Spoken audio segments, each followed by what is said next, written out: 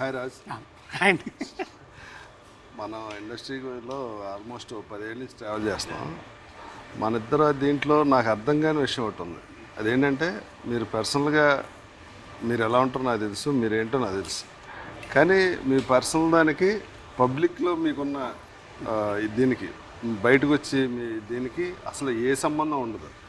అలా ఎందుకు ప్రాజెక్ట్ అవుతుంది అంటారు? రీజన్ ఏంటంటారు? అంటే నాకు తెలిసి ఇప్పుడు రీసెంట్గా జరిగిన ఇన్సిడెంట్స్ కాకుండా ఇంతకుముందు ఏంటంటే స్క్రీన్లో చూసినప్పుడు ఒకలా కనబడతాం కదా. నేను అప్పుడు అంటే I can act but I can't pretend అని చెప్పి. సో యాక్షన్ కట్టు మధ్యలో నేను వేరు, కట్ట తర్వాత నేను వేరు. మళ్ళీ అవును, అది ఓకే. అంటే పర్సనల్ లైఫ్లో మీరు చాలా సాఫ్ట్గా ఇలా ఉంటారు కదా అందరితో. అంటే నేను మన ట్రావెల్లో ఎప్పుడు అంటే మీకున్న ఓపిక భూమికి కూడా ఉండదని నేను ఎప్పుడు అంటుంటాను. కానీ జనానికి వచ్చేటప్పటికి, మీడియాకి వచ్చేటప్పటికి మీ ప్రొజెక్షన్ టోటల్గా వేరేలా కనిపిస్తూ ఉంటుంది ఎప్పుడు. దానికి రీజన్ మీరేమనుకుంటున్నారు పర్సనల్గా?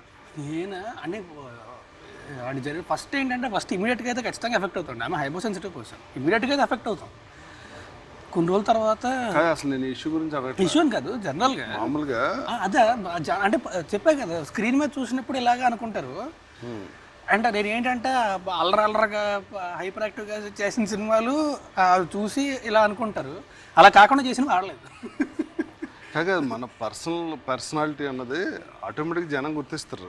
నేను సినిమాల్లో క్యారెక్టర్లో వాటి గురించి మాట్లాడ అసలు మన పర్సనల్ దీనికి అట్లీస్ట్ సోషల్ మీడియాలో యాక్టివ్గా ఉన్నా, లేకపోతే మీడియా ముందు ఎక్కువ ఉన్నా సరే తెలుస్తుంది. నేను సోషల్ మీడియాలో యాక్టివ్గా ఉన్నాను, నాకు అలవాటు లేదు, ఎలా ఉండాలో కూడా తెలియదు.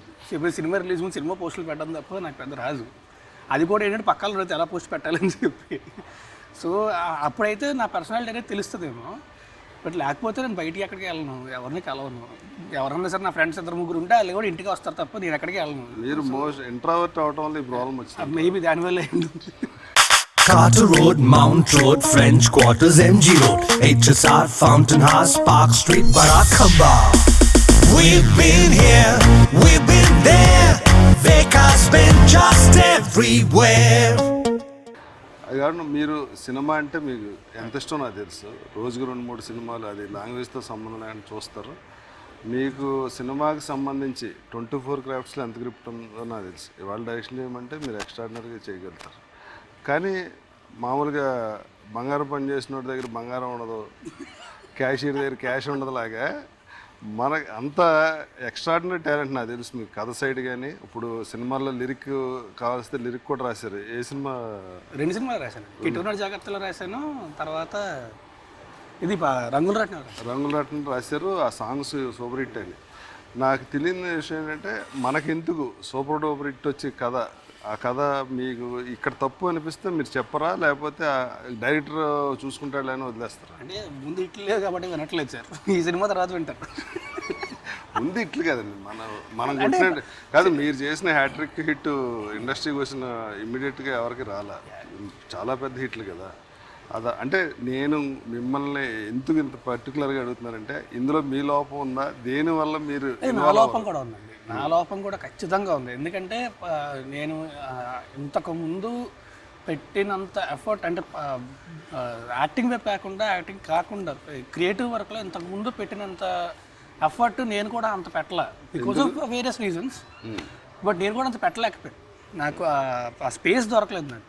సో నేను కూడా అంత పెట్టలేకపోయాను. బట్ ఇప్పుడు అలా లేదు. కాదు, పెట్టలేకపోవడానికి మీరు సినిమా తప్ప ఏం తెలియదు కదా మీకు. బయట ప్రపంచంలో ఎవరితో కనెక్షన్ ఉండదు, అసలు ఎవరితోటి మాట్లాడరు.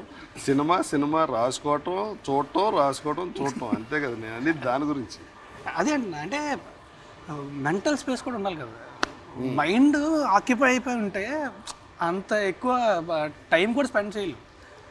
ప్రశాంతం కూర్చొని సినిమా చూసుకోవాలనిపిస్తుంది తప్ప, లేదా పుస్తకం చదువుకోవాలనిపిస్తుంది తప్ప కూర్చొని రాయాలి అనేది రాదు. ఇప్పుడు అలా లేదు. సో